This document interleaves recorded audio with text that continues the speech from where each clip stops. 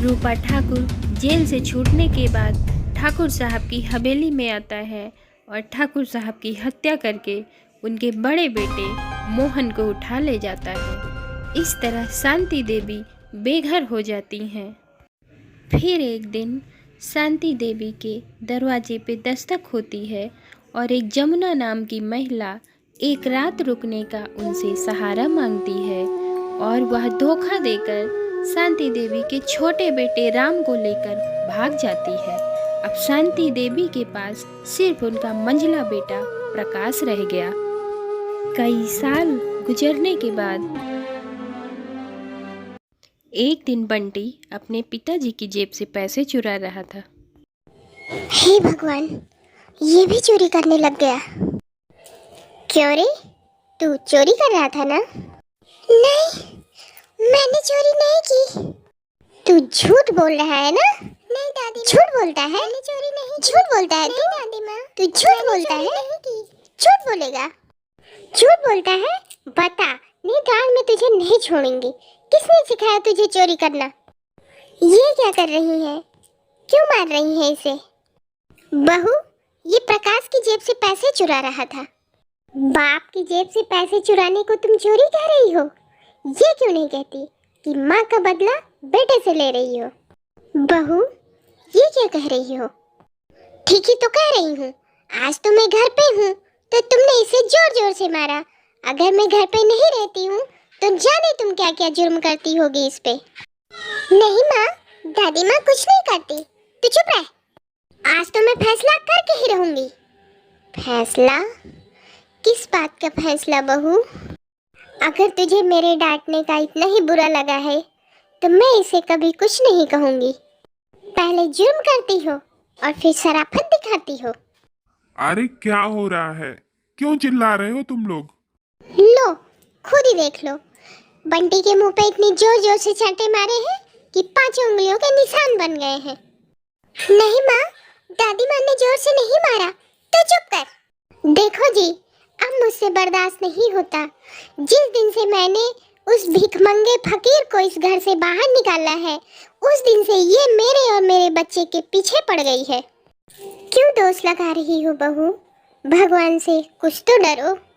जितना तुम मुझे तंग करती हो, दूसरी कोई होती तो कब का घर छोड़कर चली गई होती। देखो जी, या तो ये इस घर में रहेगी या तो मैं। फैसला आपके हाथ में है। अभी और इसी वक्त करना होगा।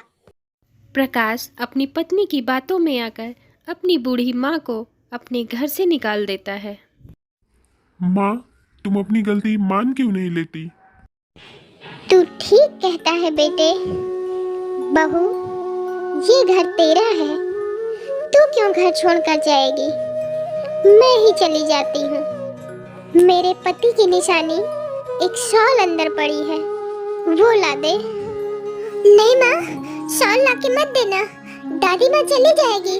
मैं दादी माँ को नहीं जाने दूंगा माँ। मैं दादी माँ को नहीं जाने दूंगा। राजू, अगर तूने मेरा कहा नहीं माना ना तो तुझे मेरी कसम। तो फिर ठीक है, मैं शॉल ला कर देता हूँ। बंटी अपनी दादी माँ को शॉल लगे देता है। ये लो दादी माँ। दादी माँ, मैंने चोरी नहीं की। दादी माँ, मंगल भैया 3 दिन से भूखे थे, उनके लिए मैंने पैसे निकाले थे। दादी माँ, मैंने चोरी नहीं की। बेटे, मुझे माफ कर देना। तुझे ज्यादा जोर से तो नहीं लगा? नहीं। इस तरह शांति देवी घर छोड़कर चली जाती हैं।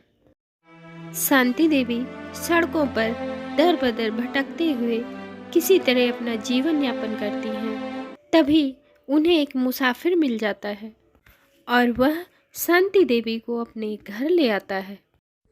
आइए माँ जी, आइए। माँ जी, आप यहाँ रुकिए, मैं माँ जी को लेकर आता हूँ।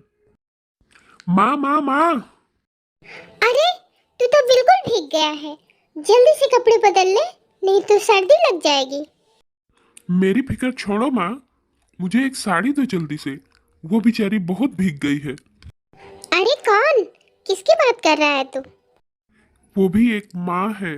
माँ, उसके बेटे ने अपनी बीवी के कहने पर उसे अपने घर से निकाल दिया है।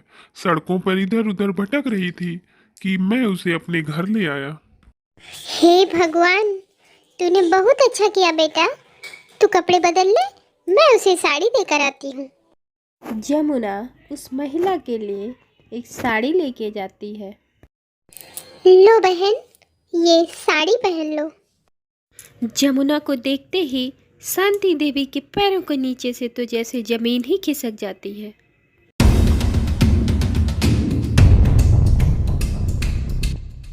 जमुना, तू तू शायद भूल गई होगी, लेकिन मुझे अच्छी तरह याद है वो बरसों पहले की तूफानी रात, जब तू मेरे यहाँ मुझसे सहारा मांगने आई थी और उसके बदले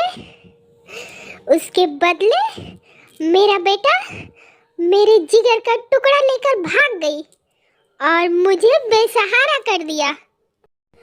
तू वो नागिन है जिसने मेरी कोख को डस लिया। तू औरत नहीं, औरत के नाम पे कलंक है, एक फरेब है, धोखा है। तभी रमेश वहाँ आ जाता है और इन दोनों की सारी बातें चुपचाप सुनता है।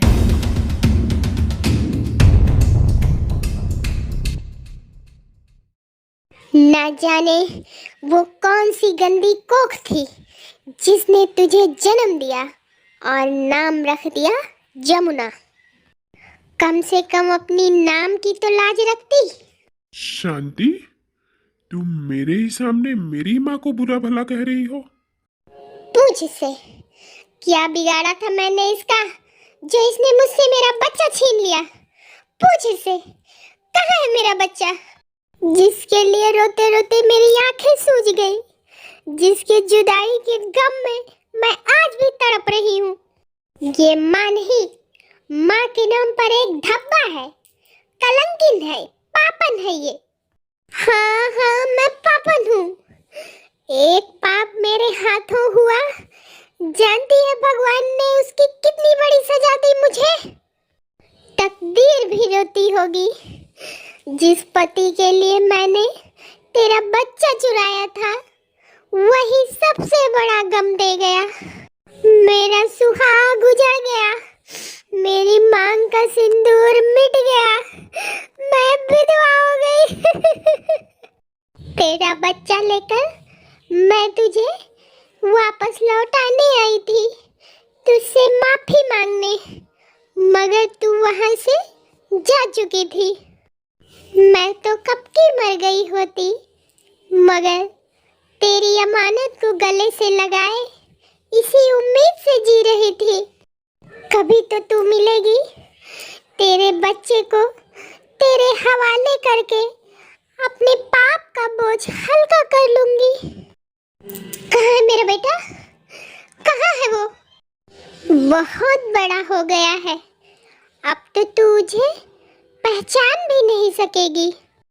तू बहुत किस्मत वाली है शांति, तूने सब कुछ खोकर भी बहुत कुछ पा लिया है और भगवान ने मुझे बहुत कुछ देकर सब कुछ छीन लिया है। तुझे एक बेटे ने घर से निकाला और दूसरे ने अपने घर में जगह दी है।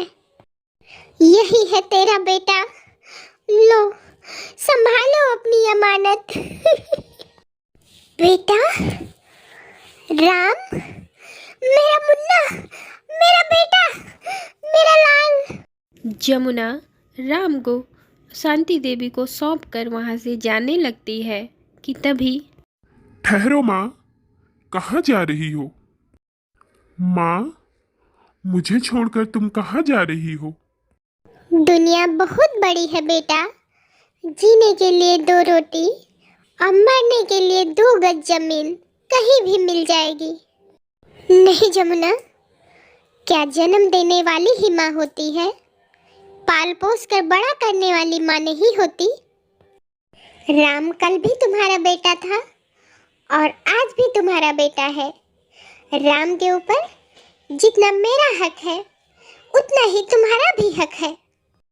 इस तरह राम अपनी दोनों माँ शांति देवी और जमुना देवी को अपने गले लगा लेता है। उधर शांति देवी की बहू अपने बेटे बंटी को स्कूल के लिए तैयार कर रही थी।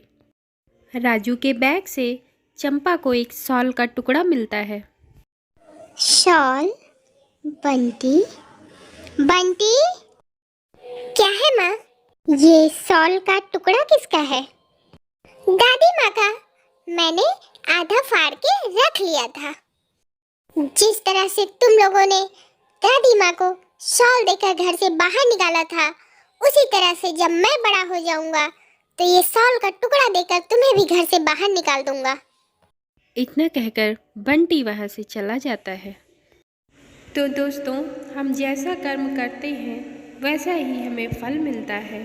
अगर हम आम का पेड़ लगाएंगे तो आम खाएंगे, अगर बबूल का पेड़ लगाएंगे तो सिर्फ हमें कांटे ही कांटे मिलेंगे। आज की कहानी यहीं तक। फिर मिलते हैं आप लोगों से एक नई वीडियो के साथ। तब तक के लिए बाय बाय। हमारे चैनल को सब्सक्राइब करें, वीडियो को लाइक एंड शेयर करें। Thank you.